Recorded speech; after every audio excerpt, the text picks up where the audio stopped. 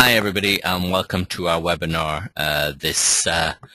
this evening if you're in Europe, this afternoon if you're on the eastern seaboard, and this middle morning I guess if you're on the Pacific coast. So today we're going to talk about grow your own green oil field. Now we conduct these webinars every Thursday, and they're always held at this time at 1 p.m. Eastern, and they go on for about 30 minutes or so, and we have a period of question and answers afterwards. So if you go to our website, www.costaricainvest.ie, you can always find on the front page of our webinar what our upcoming webinars are. And if you look on that same front page of our website, you can see an area here called free downloads and media section, and if you go in there you can always find the recordings of our previous webinars. So what are we going to talk about today? Well, we're going to talk about the secret that Texan oil men already know, and that's that an oil field is a great investment. It provides regular income and increasing prices. But we're also going to talk today about an opportunity that you probably don't know so much about, and that is that a green oil field is an even better investment opportunity. It's a one-of-a-kind opportunity, and although we've only just recently launched it, it has proved extremely popular. Now, so what are we going to talk about today? Well, we're going to talk about Costa Rica. We're going to talk a little bit about real estate in Costa Rica. We're going to talk about real estate purchase and real estate ownership. And of course, we're going to cover in some considerable detail biofuels. We're going to talk about the launch offer that comes with these biofuel lots in our renewable energy farm. And there's a bonus available to those of you on the call today.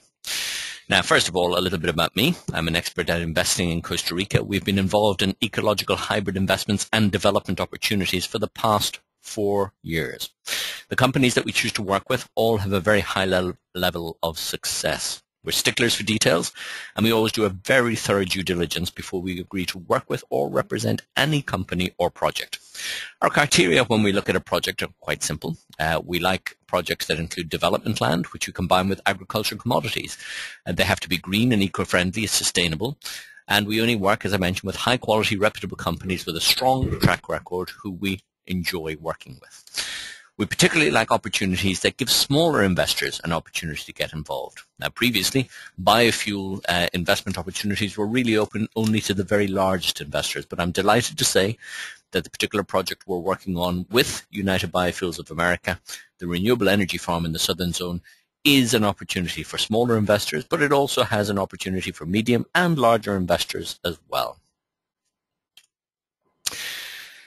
Now, we've all discovered to our cost that many of the traditional investment opportunities we invested in have proved lacking, and indeed many of the people that we put our trust in have proved similarly lacking. I know I've certainly discovered this to my detriment, and those bank shares that I invested in Ireland don't look very rosy right now. We've been undergoing a banking crisis here for about the last 2 years, and the bank shares just seem to be going one way, and that's down. The bottom line, of course, is that no investment advisor cares as much about your money as you do, or is as engaged at making it grow. But if you had access to an investment, the first part of which doubles in value every 10 years, the second part of which Goldman Sachs says is akin to turning the clock back to the 1990s and investing in the PC revolution. The third asset has historically seen average per annum returns of 20%, and together, when we add all these aspects of this investment together, they produce a conservative per annum return of 38.2%. That's a 382% return on investment over 10 years. And even better, these combination assets are real assets and they're in your name. If you had access to an investment like that, would that be of interest? Well, what am I talking about here? Well, I'm talking about our renewable energy farm opportunity, which we're working on with United Biofuels of America and with Day Group. But before we get on to that, I wanted to give you a little bit of background on Costa Rica. Now, I know many of you are very familiar with Costa Rica already, so I'm just going to quickly run through some of the facts and figures just to give you a little background on where you are investing. Because, of course, whenever you look at a land investment or an investment of any type, you should always consider the country in which you're investing. So, Costa Rica, where is it? Well, it's in Central America. It's the oldest democracy in Central and Southern America with more teachers than policemen and a literacy rate of 96%. This year, they're going to spend more than 25% of their entire national budget on education, and it has a fantastic climate. People in Costa Rica live longer than most other places in the Western Hemisphere, with an average lifespan of 79 years of age. Now, Costa Rica contains over 5% of the world's biodiversity. That's an incredible 1 in 20 of every living thing on this planet lives in a little country in Central America, and that country is called Costa Rica. Costa Rica is the country that practically invented ecotourism, and it ranks really highly in a number of polls. They're currently ranked third in the world in terms of environmental performance. 3 years ago, they were ranked fifth. They plan to be number one, and they're improving all the time. They're ranked number one in the world in the Happy Planet Index, which compares the ecological footprint of a nation to its happiness. So basically, people in Costa Rica are very happy and do very little damage to the environment. Costa Rica is the 7th most politically and socially stable country on the planet. And that's a fact that often staggers people, that the 7th most politically and socially stable country on the planet is located in Central America, but it is, and that country is Costa Rica. Costa Rica is the most prosperous country in Latin America, and that study is carried out every year by the Legatum Prosperity Index. Costa Rica has preserved more than 25% of its surface area as natural park and forest reserve never to be developed, and it plans to be carbon neutral as a nation by 2021, which is the 200th anniversary of their independence. More than 95% of Costa Rica's energy requirements come from renewable resources, wind, water, and geothermal power. And that's because of decisions that Costa Rica made 20 years ago, at a time when oil was cheap and these technologies were expensive. But now, producing more than 95% of their energy requirements from these renewable resources, other countries look to Costa Rica and the inspired decisions that they made 20 years ago. Costa Rica may be a small country, but it has very big goals. They plan to be carbon neutral as a nation by 2021. And they're going to achieve this through a number of channels, but one of the channels is that they're going to plant more trees. Last year, they planted 7 million trees. That's more per head of population than anywhere else in the world. But to achieve this carbon neutrality, they're going to have to plant more trees and preserve more land. And as they continue to do that, there's going to be less land available to develop and significant upward price pressure on development land. Now, Costa Rica is a very attractive tourist destination, and the tourism industry is worth over $2 billion a year to Costa Rica, and they intend to grow that further and specifically to focus on ecological tourism. For this, at the beginning of this year, or the beginning of last year, I should say, there was an increase in 11.5% in tourist numbers, and that increase continued right through the year. And in the year 2010, when compared to the year 2009, there was an overall 10.5% increase in tourist numbers, and that process is continuing. But Costa Rica is not interested in the one-off visitor. They want people to come again and again, and preferably own a home in Costa Rica and spend more dollars in Costa Rica than anywhere else. To do this, they've made the process of emigrating to Costa Rica very straightforward, and you and I have the same land and property ownership rights as a Costa Rican citizen, and that's enshrined in the Constitution. And that makes Costa Rica very different to many of its neighbors, where you cannot own land and property in your own name. And the influx is already starting. More than 1% of the population is already North American expatriates and retirees. And why are they looking to Costa Rica? Well, they're looking for a lower cost of living, safety, security, great healthcare, and a fantastic climate. Cost of living in Costa Rica is about 50% of the cost of living in the USA, and healthcare is a fraction of the price. Imagine living in a beautiful climate, in a safe place with great healthcare for a fraction of your current cost of living. But Costa Rica is not just a pretty place to sit on the beach. It's also looking elsewhere to generate revenue, and it's looking to high-tech industry. A combination of lucrative tax breaks, a highly educated workforce, and low labor costs has successfully attracted many, many multinationals. So Costa Rica is very business-friendly with huge eco-aspirations. It's stable, it's safe, with excellent healthcare. How's the economy doing in Costa Rica? Well, at the beginning of last year, the IMF issued a very positive report on Costa Rica. They indicated that economic growth rose in the second half of 2009 and had remained strong into the first quarter of 2010, and the IMF thought that economic recovery in Costa Rica is firmly underway. And in fact, that absolutely was true. National exports are up significantly throughout the year, and in fact, the economy as a whole grew by 4.5% in 2010 and is expected by Reuters to grow by 5% in 2011. Let's look at property in Costa Rica. There are two very large drivers which are going to affect land prices over the next short to medium term. The first of which is baby boomer retirees. Over 100 million baby boomers are going to retire over the next decade. Some estimates suggest that up to 20% will seek to retire abroad or have a home abroad and spend a significant amount of time abroad. And what will they be looking for when they look abroad? Well, they're going to look for safety, security, good climate, quality healthcare, lower cost of living. Costa Rica ticks all of these boxes. Now, of course, Costa Rica couldn't possibly take 20 million baby boomer retirees, but a significant percentage will look to Costa Rica and will seek to have a second home or a permanent home in Costa Rica. And as I mentioned, that process has already started, and more than 1% of the population of Costa Rica is already North American expatriates and retirees. The second driver for land price growth is Costa Rica's eco-plans. Do you remember I mentioned that they plan to be carbon neutral as a nation by 2021? And more than 25% of the surface area is already zoned as natural park and forest reserve. Well, if you look on the news at the beginning of this year, you'll see that the Costa Rican government has secured funding to preserve a further 1% of its surface area, increasing it from 25 to 26%. And that process is going to continue. And as it continues, there's going to be less land available to develop, and less land available to develop means increasing prices for existing development land.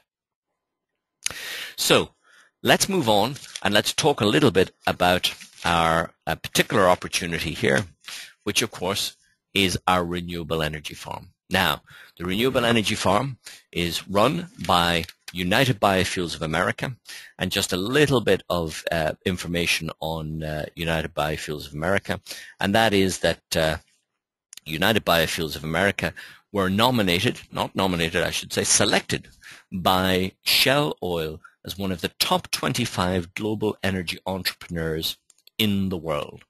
So what are we going to talk about today? Well, we're going to talk about a renewable energy farm, smart, ethical, profitable investing in the future. So we're going to talk a little bit about, of course, UBA's background, biofuel, income land ownership in a hotspot, which is where this renewable energy farm is, and how combining these factors together make a smart, ethical, and extremely profitable investment. So we're going to talk about our renewable energy farm and smart investment in that. Now, UBA is United Biofuels of America, and they're the first biofuel consultancy and development organization in Costa Rica. And they've been working on outreach and planning with governmental bodies throughout Central America, not just Costa Rica, but throughout Central America, although they're based in Costa Rica. They've been primarily focused, apart from the last year or so, on that research and development. And in the past couple of years, they've been working on the commercialization, deployment, more for really macro or large investors. Most of the research and development has been focused on best practices in agronomics. And some of the people that they work with, you can see here, Earth University. Most of the agronomists working for United Biofuels of America either lecture in or qualified from Earth University. As I mentioned, Shell Oil has nominated, or I should say selected, United Biofuels of America as one of the top 25 global energy entrepreneurs. RECOPE is the national biofuel organization in Costa Rica. IEA is International Energy Advisors. They work, of course, with Day Group, which is one of the most respected property development groups in Costa Rica. One of the things that UBA, United Biofuels of America, run every year is the largest Jatropha biofuel meeting in the world. And they hold that every year. In fact, this year they're going to hold it twice. and it's the Jatropha Harvest Experience. The Jatropha Harvest Experience brings together all sorts of people who are interested in Jatropha, from farmers to people who own refineries, to governmental agencies, to investors, and brings them all together in one place to introduce them to Jatropha as an investment. And there are lectures, and of course there are full demonstrations about Jatropha as well. As it mentions here, the idea of the Jatropha Harvest Experience is to promote and facilitate biofuel development and investment in Central and Southern America. It brings together investors, developers, landowners, researchers, technologists, governmental and educational organizations. And it also promotes the Million Gallon Challenge. The Million Gallon Challenge came about a couple of years ago when United Biofuels of America were approached by the United States Department of Defense, who were developing a technology to convert Jatropha biofuels into JP8 or jet fuel. And the requirements were 1 million gallons a day. And so UBA began a very intensive research program to enable UBA to supply them with their requirements of 1 million gallons a day. Out of that came the Million Gallon Challenge. And this has been promoted through this Jatropha Harvest Experience. Now, UBA have already more than 80,000 hectares pledged in to plant Jatropha on, and they've developed strategic partnerships with micro-investors, macro-investors, renewable energy farms, and many other things. Now, one of the areas that UBA became very aware of as they promoted their Million Gallon Challenge was that they couldn't rely just purely on macro investors. They needed to approach micro investors, and hence they came up with the Renewable Energy Farm Program. When they were looking for this at this Million Gallon Challenge, they came across an extreme supply-demand gap. UBA were getting daily requests for 40 metric tons, 50 metric tons, 100 metric tons from various refineries and organizations all over the world. And quite simply, they couldn't supply the demand. There were simply not enough plants in the ground. Now, supply and demand is continuing to grow because biofuel is a mandated product. So more and more people, by law, have to involve themselves in biofuels and supplement their fuel systems with biofuels, but there's simply not enough out there at the moment. So, in many cases, when UBA, United Biofuels of America, are talking to macro investors nowadays, they're telling them that they have to guarantee their own supply. So in other words, they have to own and manage their own biofuel farms, simply because it's cheaper. Otherwise, they remain in the bid market, and the bid market is becoming more and more expensive and difficult to deal with. Anytime that you have a supply and demand ratio that's so extreme with a mandated product, literally this means you always have end buyers, and the demand for the product is always going to be very high. The solution, as I mentioned, is quite simple. More plants in the ground, and as many oil-bearing plants as possible. UBA recognized that they needed to combine micro and macro investors, and they had to look at different ways to commercialize their developments and cooperations. Now, the renewable energy farms meets all these criteria. Here, what we're looking at is a typical Jatropha plantation. Jatropha is a plant that grows extremely well in the tropics.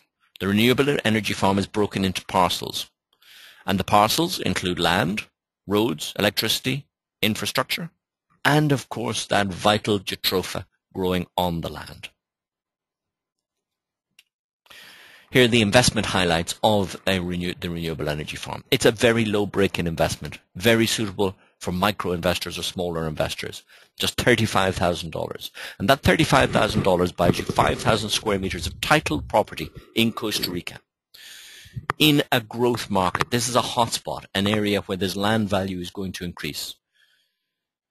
You get a fully managed plantation of 800 income-producing biofuel trees, and the biofuel income over the investment term is just under $50,000. Now, by the investment term, we're referring to 10 years. Now, that's purely a number we've just picked, but over 10 years, you will earn more than almost $50,000 from the biofuel alone, and that's if biofuel prices stay static. That's today's biofuel price.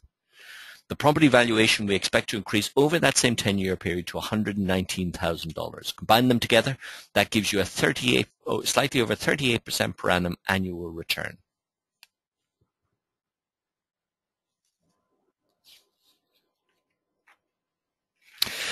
UBA intercropped two main biofuel plants on this renewable energy farm. One is Jatropha and the other is macauba palm. These are proven feedstocks. and UBA only deal with and grow proven feedstocks, and these two have proved very high yielding and profitable. Jatropha, for example, has been selected by the US Department of Defense as the #1 drop-in replacement fuel, and already a number of aviation companies are flying with biofuels. Companies like Virgin, Air New Zealand have already carried out long-haul flights using Jatropha, and in fact Lufthansa is now using a Jatropha blend for its short-haul flights. In fact, next year, flights flying into Europe not using a biofuel blend are going to be taxed, and again, we're looking here at a mandated market. Jatropha begins producing in the first year, and doing nothing at all, a Jatropha plantation can produce up to 1,200 gallons per hectare. It has over 40% oil content. Very importantly, Jatropha is not a food crop. It doesn't compete as a food crop, for example, as corn does for ethanol production. And it outperforms other feedstocks on return of investment and net energy. Macauba is a very interesting palm. It produces multiple types of oil, all in high demand. It's very easy to grow, and it's native to Costa Rica. It can produce up to 4,200 gallons per hectare and has a very high oil content of 60% or more.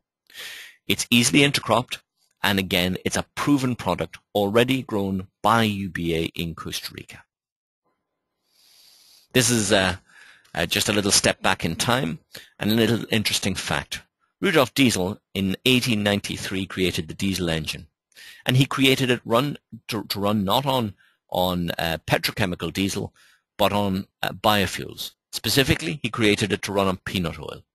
And in 1912, he presented this at the World Expo, where he is quoted as saying, "The use of vegetable oils for engine fuels may seem insignificant today, but such oils may become in the course of time as important as petroleum and coal tar products are at the present time." And here we are now, 100 years later, and all of these various mandates and protocols all over the world are coming into play. So Rudolf Diesel has come to be proven very right. Fossil fuels and biofuel prices will continue to rise dramatically over the coming decade. Analysts predict quite large increases. Matter of fact, the oil price this morning, I think, is running at about $115 a barrel. And there are many reasons why these fossil fuel prices will continue to rise. First of which is called peak oil. Peak oil is when the supply goes into terminal decline. And we've already reached peak oil. So the amount of oil, petrochemical oil available in the world is now in terminal decline, running down to zero at some point. But meanwhile, demand is continuing to rise. Developing countries like China and India have already overtaken the US in terms of energy consumption. Goldman Sachs, of course, had predicted oil prices of over $100 a barrel in 2011. Well, they're right about that. They're already well over $100. And over the next decade, Goldman Sachs are suggesting that oil prices will go to over $350 a barrel. Why are biofuel prices going to rise? Well, this is interesting, but essentially it's because it's a globally mandated product. Already there are more than 127 countries around the world that have mandated biofuel development. The aviation industry consumes more than 60 billion gallons of fuel per annum. And as I mentioned earlier, for instance, they're going to be taxed in certain parts of Europe if you don't, certain parts of the world, in Europe and specifically, if you don't have a biofuel blend. It's the same in the transportation industry. They are mandated to use biofuels. There are protocols like the Kyoto Protocol, which has been moved to Copenhagen and then on to Cancun. And these are driving further standards to be developed for biofuels. Costa Rica itself has a national biofuel program. They plan to be carbon neutral by 2021, and they have a 10% biofuel blend requirement by 2012. Earlier this year, they privatized biofuel purchase with Recope. And essentially, this means that Recope has been ordered by the government to buy every gallon of biofuel produced in Costa Rica, and it has to be purchased at fair market value. So we're going to see unprecedented growth in biofuel demand over the next decade. So, UBA had identified an extreme demand and an extremely low supply, a huge demand supply gap. And they went to their advisory board and explained, on the one hand, the supply-demand gap, and that macro developers were not growing fast enough. And large developments, of course, take a very long time to develop. On the other hand, UBA explained to their advisory board that they had lots and lots of micro investors looking to invest, but they had no method by which they could invest. The only investment opportunities were open to macro investors who bought a significant area of land and then planted it with biofuel producing plants and got a return. So they laid out a plan to develop a new program, the Renewable Energy Farm program. And they came up with some parameters. It had to be suitable for the micro investor. It had to meet the national biofuel program demands. It had to be sustainable. The investor had to have the security of titled real estate. There had to be a significant return from the biofuel in a short period of time, and the land had to be located in an area that was going to see significant land price growth. And this is a very important point for smaller investors, the titled real estate security.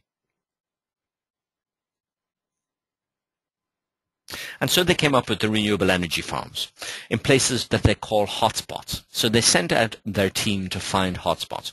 Hotspots were pieces of property, land or area that's going to see rapid proven development growth over the next 10 years. And it also had to be ideal for growing biofuels. They identified 4 or 5 hotspots throughout Costa Rica. And the renewable energy farm is located in one of the most interesting areas of Costa Rica right now. It's called Buenos Aires Canton or County, and it's in the southern zone. The entire southern zone has not seen the development that the rest of Costa Rica has, mainly because it's not as accessible as the rest of Costa Rica. There are some very interesting factors that are going to make the southern zone vastly more accessible in the medium term.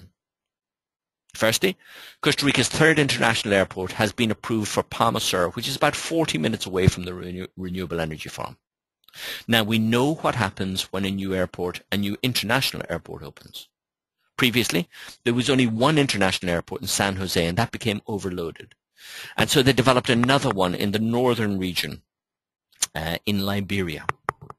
And basically, once that was under development and opened, land prices in the area quadrupled over a period of about 2 years.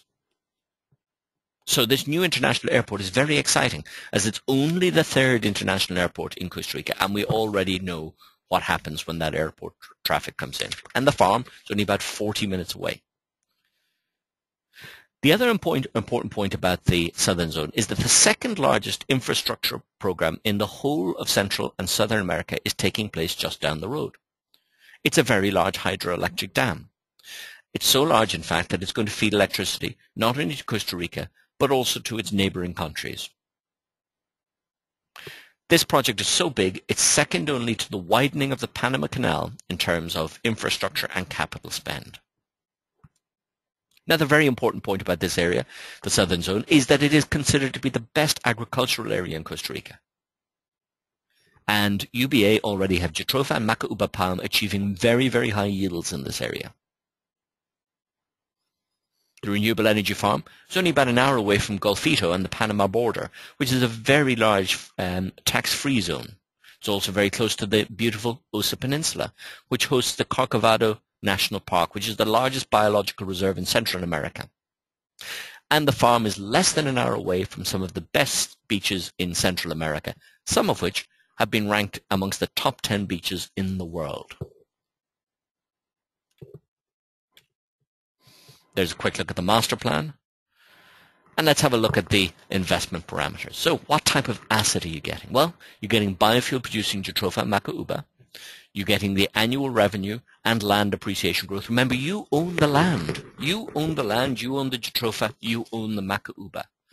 Now, tenure is just the period we've set up on it, but you own it and it's freehold title, so you own it forever. Your protection is the land title. You own the land. The property is 5,000 square meters and the investment is $35,000. Let's have a look at the revenue forecast. As I mentioned, the expectation is that the returns from the biofuels at today's prices will yield just under $50,000 over a 10-year period. The property valuation, well, we know what happens to property once roads, electricity, water infrastructure are put in, once it's suitable for building on, well, effectively, it doubles in value. Your entry point here is $35,000. That's for 5,000 square meters of titled property on which you can build with infrastructure. Once the infrastructure goes in, we're expecting that valuation to rise to $70,000. Now, UBA consulted with their property partners day group and asked them what their opinion was in terms of land price growth in this area. Day group suggested that because of the improving infrastructure into the area, 7.5% for the first 5 years would not be unreasonable, and thereafter, once the new airport is open, 10% a year. That pushes the property valuation from $35,000 up to $154,000 over a 10-year period. A very, very attractive return.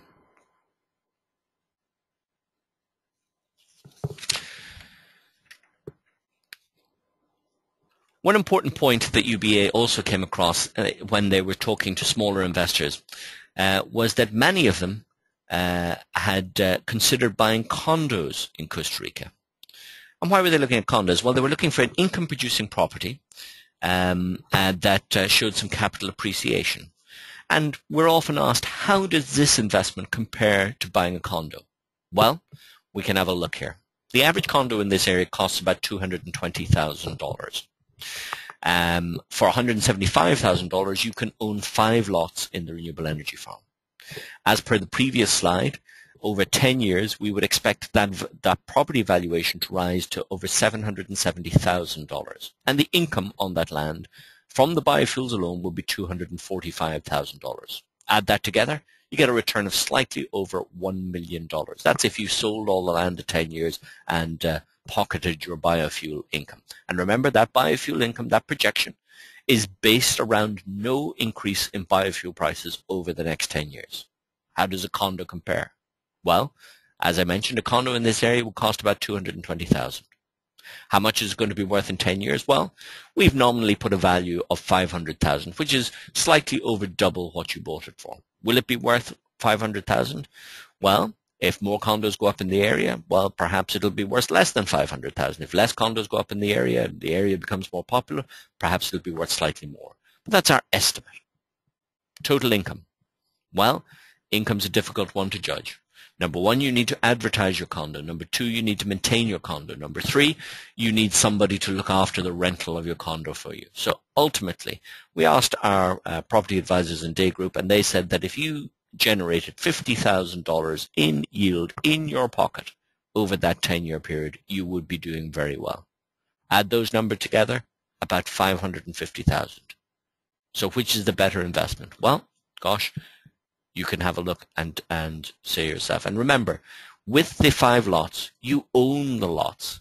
At any time, it's very flexible. If you need some cash, you could liquidate a lot. You could build a home yourself on one of the lots. You could liquidate a couple of the lots and use the returns to build a home. There are all sorts of options there. It's a very flexible opportunity. And this is one of the most important points when it comes to this investment. Flexibility. It needs to be secure, but it should be flexible. And it is very flexible. You can opt out of the biofuel program at any time. You can build your home at any time. You could run your house off the grid. You could use your own biofuel to generate the power for your own house. Or you could stay in the biofuel program and build a home on your lot. There are all sorts of opportunities there. So how do you get involved? Well, it's very simple. First of all, you need to send us an email, and I'll give you the details very shortly. You need to reserve your renewable energy farm investment parcel. You receive, fill out, and return your investment package forms. We'll provide you with those. We then provide you with your green oil-filled national biofuel certificate and your national registry certificate. You should keep a hold of your green oil-filled national biofuel certificate because this certificate qualifies you for carbon credits. This is something that's going to come online in due course, and it could be a very important part of the investment. And we've put no value on that. And then, of course, the next stage is you begin earning income as your land appreciates. So you've got your biofuel income and appreciation of your land. So, quick reminder, investment highlights. Low break-in investment, $35,000, which buys you 5,000 square meters of titled property. You own the title. It is your land. You own a fully managed plantation of over 800 income-producing biofuel trees. The biofuel income over the investment term of 10 years, but the Jatropha will continue to produce for 50 years. So don't be confused by just this 10-year period. That's just the period we've chosen. The returns get even more attractive as you move into the second 10 years, because of course for years 1 through 4, the Jatropha is just getting up to speed. And in year 5, the macauba kicks in. So years 5 through 10 are vastly more profitable than years 1 through 5. The property valuation over the investment term is $119,000 after your investment of $35,000. Remember, the renewable energy farm is located in one of Costa Rica's primary hotspots. You receive 100% of the biofuel returns less the management fee, which is 10% of the biofuel returns. And those figures that you saw earlier are all net or after that 10%. This is a very flexible opportunity. And you've combined two growth markets in one investment, biofuels and land. Your biofuel sales are guaranteed into the mandated market. So what you've got is a smart, ethical, very profitable investment. These are just some slides of some of the beautiful animals living in the southern zone region. That's actually a sloth peering out of a box. And as you can see, there's all sorts of beautiful areas down here. Now, I did mention that for those of you on the call this evening, there are some extra benefits. First of all, UBA have agreed to deliver these lots to anybody who's on the call this evening in a Costa Rican SA. There are significant taxation and logistical benefits to holding and owning land in a Costa Rican SA or limited company. Typically, it would cost you between $500 and up to $1,000 to set up a Costa Rican SA. So each of these lots will be delivered to you in their own Costa Rican SA. So there's an immediate saving for you. Secondly, anybody who is on this call this evening who decides to invest, UBA will give them a free ticket to the Jatropha harvest experience of their choice, and that ticket is worth over $1,500. So, again, how do you get involved? Number one, you need to contact us. Send us an email to info@costaricainvest.ie. Please detail your name, your phone number, which country you're in, please as well, and the number of lots that you may be interested in. We'll then get one of our expert sales consultants to call you up and have a chat with you and really get to understand what your investment needs and requirements are, what you want out of it. And then they can provide you with the information that you need to make a decision if this is the opportunity for you. So I did mention that we would have some time for some questions, and we'll get to those questions now.